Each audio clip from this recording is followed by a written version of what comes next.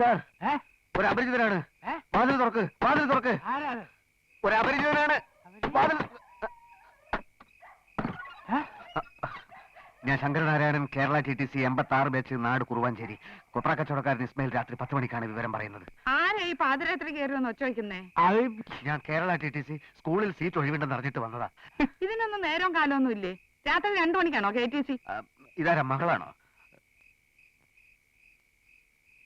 അയ്യോ, ഇതെന്താ സൈക്കിളോ?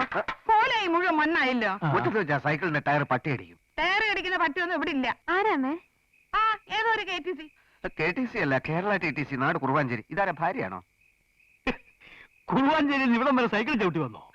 25 കിലോമീറ്ററല്ലേ ഉള്ളൂ. സാധാരണ 50-100 കിലോമീറ്റർ ഒക്കെയാ സൈക്കിൾ ഓടിക്കുന്നത്. ഒരു ജോലിക്ക് വേണ്ടിയിട്ട് ഓട്ടം തുടങ്ങിയിട്ട് നാളെ കുറച്ചായേ. സൈക്കിൾ ഇറക്കി നോക്കണോ? നമുക്ക് പുറത്തിറങ്ങി സംസാരിക്കാം. അയ്യോ, എന്താ? എവിടെ നോക്കട്ടെ. 4 ലക്ഷമാണ് ഡിമാൻഡ് എന്ന് അറിഞ്ഞു. അത് ഇച്ചിരി കൂടുതലാണ്. എന്നാൽ സീറ്റ് എനിക്ക് വേണം.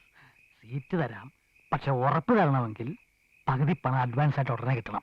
ഓ, സമാധാനായി. മറ്റാർക്കെങ്കിലും ഇതിനകം വാക്ക് കൊടുത്തിരിക്കുമെന്നുള്ള ഭയമായിരുന്നു. എങ്കിൽ പിന്നെ ഞാനിനി നിൽക്കുന്നില്ല. അഡ്വാൻസ് ആയിട്ട് വരാം. മറക്കരുത്, ശങ്കരനാരായണൻ, കേരള TTC, കുറുവാഞ്ചേരി.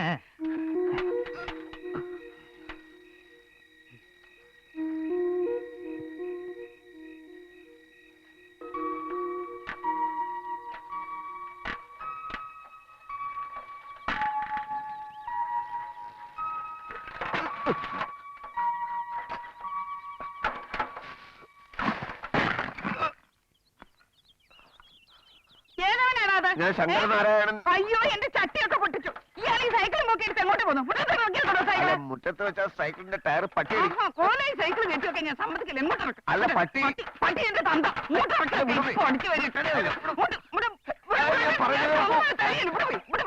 ഞാൻ അഡ്വാൻസ് കൊണ്ട് വന്നതാ. എന്താ വിശാലം ഇത്? വീട്ടിൽ വരുന്ന അതിഥികളോട് ഇങ്ങനെയാണോ പെരുമാറുന്നത്? എന്താ അതിഥി? ഇയാൾ ചട്ടി പൊട്ടിച്ചു. ഒരു ചട്ടി പൊട്ടിയെങ്കിൽ 10 ചട്ടി വേറെ വാങ്ങിക്കാമല്ലോ. വിട്ടേക്കമ്മേ, അച്ഛന്റെ 4 ലക്ഷത്തെ ഉപദ്രവിക്കാതെ. 4 ലക്ഷം എന്നൊക്കെ ആദായ നികുതിക്കാർ കേട്ടാ നമ്മളെല്ലാം അകത്താവും. എന്തായാലും 4 ലക്ഷം വാങ്ങിച്ചിട്ടാണ് ആളെ ചേർക്കുന്നതെന്ന് അച്ഛനിപ്പോ സമ്മതിച്ചോ? എല്ലാം നിനക്ക് വേണ്ടിയാ മോളെ. ഈ തുക കിട്ടിയിട്ട് വേണം മോളെ കല്യാണം കഴിച്ച് അയപ്പിക്കാൻ. ഓ, എന്തൊരഭിനയം. അപ്പൊ കാര്യങ്ങൾ പരസ്പര പൂരകമാണ്. ജോലി കിട്ടിയിട്ട് വേണം എനിക്ക് കല്യാണം കഴിക്കാൻ. എന്റെ 4 ലക്ഷം കിട്ടിയിട്ട് വേണം മകളെ കല്യാണം കഴിപ്പിക്കാൻ. ലക്ഷത്തിന്റെ കാര്യം പതുക്കെ പറയാൻ പറഞ്ഞിടൂ. അഡ്വാൻസ് തുക തൽക്കാലം 1 ലക്ഷം മാത്രമേ കൊണ്ടുവന്നിട്ടുള്ളൂ. 2 ലക്ഷം കൊണ്ടുവരാന്ന് പറഞ്ഞ് പോയിട്ട് ശരിയാവും, ഉടനെ ശരിയാവും. ഇതങ്ങ് വാങ്ങിയാട്ടെ. അല്ല, അത് ബാക്കി 3 ലക്ഷം കിട്ടിയിട്ട് എന്നെ അപ്പോയിന്റ് ചെയ്താൽ മതിയെന്നേ. അല്ല, എനിക്കിതിനൊരു രസീതി വേണം. അതൊന്നും നടക്കില്ല. ആദായ നികുതിക്കാണെങ്കിൽ നമ്മളെ 2 പേര് അകത്താക്കും. അപ്പോ ഞാൻ പുറത്തു പോയി 2 സാക്ഷികളെ കൂട്ടിക്കൊണ്ട് വന്നാൽ? അല്ല സാറി, തുക വാങ്ങിച്ചോന്ന് എനിക്കൊരു ഉറപ്പിന്. സാക്ഷികളല്ലേ ഈ നിൽക്കുന്നത്? ഇത് മതിയാ? പോരെങ്കിൽ ഏറ്റവും വലിയ സാക്ഷിയല്ലേ മോള് നിൽക്കുന്നത്. ആര്? കർമ്മസാക്ഷി, സൂര്യഭഗവാൻ. അപ്പൊ പിന്നെ ഞാൻ നിൽക്കുന്നില്ല. ബാക്കി 3 ലക്ഷം സംഘടിപ്പിക്കണമല്ലോ. പൊട്ടിയ ചട്ടി വാങ്ങിക്കണം. എന്തൊക്കെ ആവശ്യങ്ങളായി ഈശ്വര.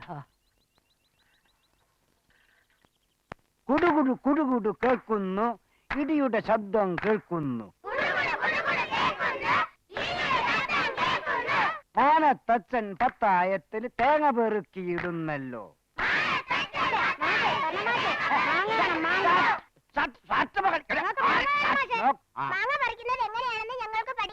എന്നിട്ട് വർഷമാസഗതി എനിക്ക് ഉണ്ടാവാനോ? എന്നെ കിട്ടൂല. മുണ്ടെന്ന് പറയാനാണെന്ന് ചിന്തിക്കണേ.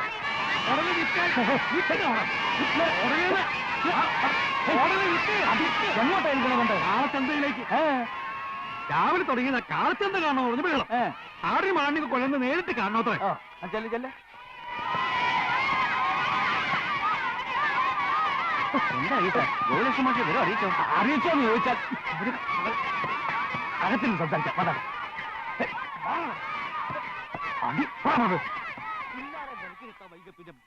എന്തോന്നും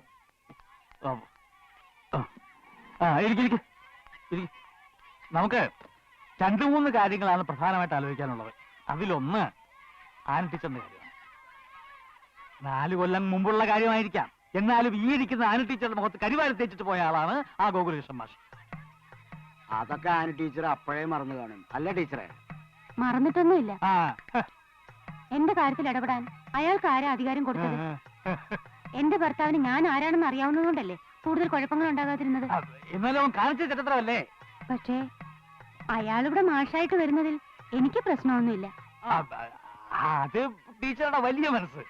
എന്നാൽ എനിക്കത് അങ്ങോട്ട് അന്ന് അയാൾ 25,000 രൂപ തന്നിട്ടുണ്ടെന്ന് പറഞ്ഞതായിട്ടാണല്ലോ എന്റെ ഓർമ്മ. അല്ലെങ്കിലും ക്ലെയിം ഉള്ള ആളെ വേണ്ടേ ചേർക്കാൻ? ഞാൻ വിവരമൊക്കെ അറിയിച്ചെന്നേ. അയാൾക്ക് വേറെ എന്തെങ്കിലും ജോലി കിട്ടിക്കാണും. അല്ലാതെ 3-4 കൊല്ലമായിട്ട് ഈ ജോലിക്ക് വേണ്ടി വായും പിടിച്ചിരിക്കുമെന്ന് വിചാരിക്കാൻ ഒരു ന്യായവും കാണുന്നില്ല. ഞാൻ ഇന്നലെ ഒരു മിടുക്കനായ ചെറുപ്പക്കാരനെ കണ്ടു. കുറുവാഞ്ചേരിക്കാരൻ, ഒരു ശങ്കരനാരായണൻ. പാവായുടെ പണമൊന്നുമില്ല, ഞാനത് നോക്കുന്നുമില്ല. സാർ, അടിസ്ഥാനപരമായി ഗോകുലകൃഷ്ണൻ മാഷ് ഒരു പാവമാണ്. അയാൾ ഇല്ലെങ്കിൽ മറ്റൊരാളെ ആലോചിച്ചാൽ മതി. അയാൾക്ക് വേറെ ജോലി കിട്ടിക്കാണും മാഷേ.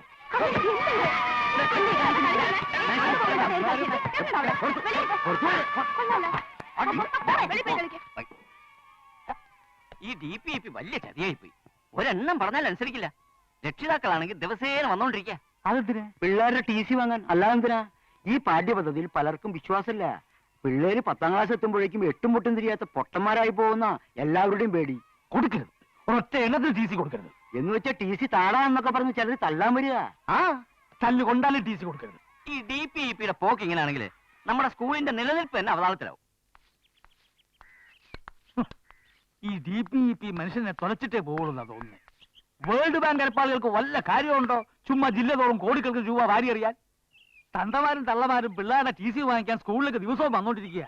അവറ്റകളെ ഇംഗ്ലീഷ് മീഡിയം സ്കൂളിലോട്ട് മാറ്റാൻ.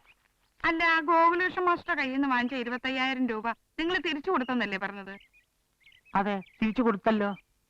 നോക്കെടുത്ത നുണയെ പറയൂന്ന് അറിയാഞ്ഞിട്ടല്ല, സത്യമല്ല അയാൾ പറഞ്ഞു. ആര്? 5 മിനിറ്റ് മുമ്പാ ഗോകുലകൃഷ്ണൻ മാസ്റ്റർ ഇവിടുന്ന് അങ്ങോട്ട് ഇറങ്ങിപ്പോയത്. അവൻ വന്നോ?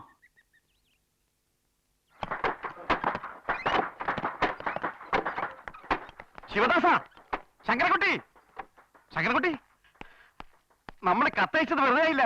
ഗോകുലകൃഷ്ണ സ്ഥലത്തെത്തി കഴിഞ്ഞു. അവൻ ജോലി കിട്ടിയില്ലെന്ന് പറഞ്ഞ് സ്ഥലം വിടുന്നതിന് മുമ്പ് നമുക്ക് അവന്റെ തപ്പണം. 4 2 തല്ലി ഓടിക്കണം. ആരൊക്കെയാണ് എന്റെ കൂടെ വരുന്നതെന്ന് വെച്ചാൽ ഇപ്പൊ പറയണം. ഞാൻ റെഡി മുതലാളി. ഞാനും റെഡി. എന്നാ പിന്നെ സമയം വേണ്ട, വരൂ.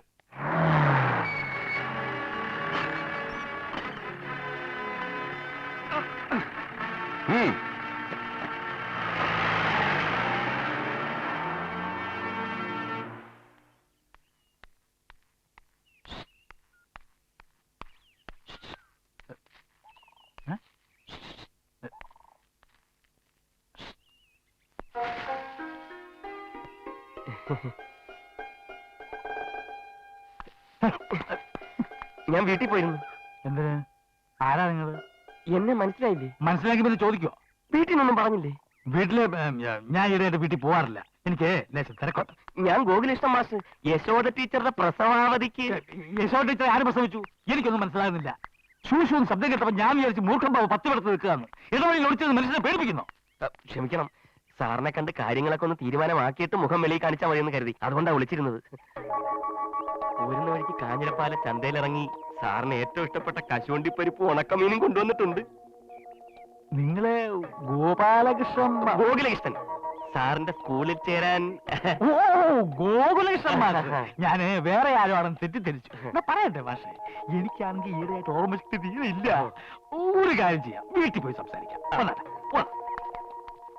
അപ്പൊ ഈ 4 കൊല്ലത്തിനിടയ്ക്ക് വേറെ ജോലിയൊന്നും ശരിയായില്ലേ? പലതും ചെയ്തു. കൃഷി വകുപ്പിന്റെ കീഴിൽ നെല്ലിന് മരുന്നടി, ജനകീയാസൂത്രണത്തിന്റെ റോഡ് വെട്ട്. പിന്നെ സാറിനോടായോണ്ട് സത്യം തുറന്നു പറയാലോ, 1-2 മാസക്കാലം കടവങ്കോട് മുനിസിപ്പാലിറ്റിയുടെ കീഴിൽ പട്ടിപിടുത്തക്കാരനായിട്ടും ജോലി ചെയ്തു. പട്ടിപിടുത്തമൊക്കെ എങ്ങനെ പഠിച്ചു? സാർ, ഓരോ മനുഷ്യന്റെ ഉള്ളിലും ഒരു ഡോക്ടറും എഞ്ചിനീയറും പട്ടിപിടുത്തക്കാരനും ഒളിഞ്ഞിരിപ്പുണ്ട്. അതാത് സാഹചര്യത്തിൽ ഓരോന്നായി പുറത്തു വരും, അത്രേ ഉള്ളൂ. സാറിന്റെ കത്ത് കൈ കിട്ടിയപ്പോ എനിക്കുണ്ടായ സന്തോഷം. ദാ ഇതങ്ങോട്ട് വാങ്ങിയട്ടെ. കത്തോ? ഏത് കത്ത്? സാർ അയച്ച കത്ത്. വത്സം മാസ്റ്റർ റിട്ടയർ ചെയ്തെന്നും ഞാൻ ഉടനെ വന്ന് ജോയിൻ ചെയ്യണമെന്നൊക്കെ.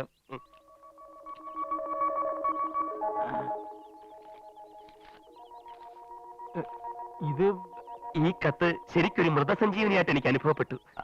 ഇങ്ങനെ ഒരു കത്ത് ഹാറ്റ് നോറ്റിരിക്കായിരുന്നു ഞാൻ. പക്ഷെ ഇങ്ങനെ ഒരു കത്ത് അയച്ചെങ്കിലും ഉടനെ മാഷെ അങ്ങനെ ബാക്കി രൂപ 50,000 കൊണ്ടുവന്നിട്ടുണ്ട്. പണമല്ലല്ലോ കാര്യം. അപ്പൊ അന്ന് 25,000 രൂപ മതിയോ? ഗോപാലകൃഷ്ണൻ മാഷേ, ഗോകുലകൃഷ്ണൻ മാഷ്, അതെന്തുമാവട്ടെ, ഇങ്ങനെ ഒരു കത്തയച്ചതിന് ശേഷമാണ് കാര്യങ്ങളുടെ എല്ലാ വശങ്ങളെ പറ്റിയും കൂലങ്കഷമായി ഞാൻ ആലോചിച്ചത്. ഏത് വശങ്ങൾ? അണ്ടിപ്പരിപ്പ് ഉണക്കമീനും.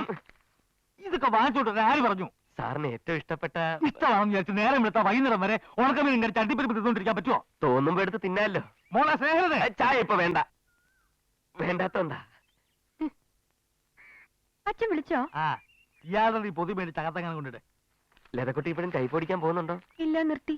ഫീസ് കൊടുക്കാൻ എവിടുന്നാ കാശ്? അല്ലേ അച്ഛാ? സത്യമായിട്ട് ഞാൻ കരുതിയത് ലതക്കുട്ടിയുടെ കല്യാണം കഴിഞ്ഞു കാണുമെന്നാ. ഞങ്ങളുടെ നാട്ടിൽ നിന്ന് ഒരു നല്ല ചെറുക്കനെ ഇങ്ങോട്ട് വിടട്ടോ. നീ അകത്ത് പോ. ഇനി അകത്ത് പോവാൻ. എന്തിനാ അവിടെ നേരെ ഒച്ച വെക്കുന്നത്? അവളെ എന്ത് തെറ്റ് ചെയ്തു? വേറെ എന്തെങ്കിലും കാര്യത്തിന് ദേഷ്യം വന്ന ആരുടെയെങ്കിലും മെക്കെട്ട് കയറിക്കോളും. നിന്നെ ഇങ്ങോട്ട് ക്ഷണിച്ചില്ല. മോളെ ക്ഷണിച്ചപ്പോ അമ്മ കൂടെ വന്നതാ. എന്താ പാടില്ലേ? എല്ലാരും കൂടെ ഒന്ന് പ്രാന്ത് പിടിപ്പിക്കും. അച്ഛൻ ചങ്ങല പൊട്ടിക്കുന്നതിന് മുമ്പ് മോളിക്ക് പോരെ. വാ. ഞാൻ വന്ന സമയം ശരിയായില്ല എന്ന് തോന്നുന്നു. ഇല്ല, ഒട്ടും ശരിയായില്ല. ഒന്നാമത്തെ കാര്യം, ഈ സ്കൂൾ ബിൽഡിങ്ങിന് ഒരു വിള്ളലോ ഒരു വലിയ വിള്ളല്. അറ്റകുറ്റപ്പണിയെല്ലാം കഴിഞ്ഞ് എഞ്ചിനീയർ സർട്ടിഫിക്കറ്റ് തന്നാലേ ക്ലാസ്സുകൾ തുടങ്ങാൻ പറ്റൂ. ഞാൻ വെയിറ്റ് ചെയ്യാം. മാഷേ, നിങ്ങളുടെ ജീവൻ അപകടത്തിലാണ്. ആ മാത്തുക്കുട്ടി നിങ്ങളെ കൊല്ലുന്നു പറഞ്ഞ് നടക്കുക. എന്റെ ജീവനേക്കാൾ വലുതാണ് എനിക്ക് ഈ ജോലി. വീട്ടിൽ പറയണം മാഷേ. ഒരു ജോലി പോയാൽ 10 ജോലി വേറെ കിട്ടും. ജീവൻ പോയാൽ പിന്നെ പോയതാ. എങ്കിൽ ഞാൻ സാറിനോട് മറ്റൊരു രഹസ്യം തുറന്നു പറയാം. ബസ്സിൽ നിന്ന് ഇറങ്ങിയ ഉടനെ തന്നെ എനിക്കൊരു വധഭീഷണി ഉണ്ടെന്ന് പോലീസ് സ്റ്റേഷനിൽ ഒരു പെറ്റീഷൻ കൊടുത്തിട്ടാ ഞാൻ ഇങ്ങോട്ട് വന്നത്. അതിൽ വലിയ കാര്യമൊന്നുമില്ല. ഞാൻ പറയുന്നത് കേക്ക്. മാഷ് തൽക്കാലം പോ. കെട്ടിടത്തിന്റെ അറ്റകുറ്റപ്പണിയെല്ലാം കഴിഞ്ഞ് ഞാൻ ഇതുപോലെ കത്തയക്കാം.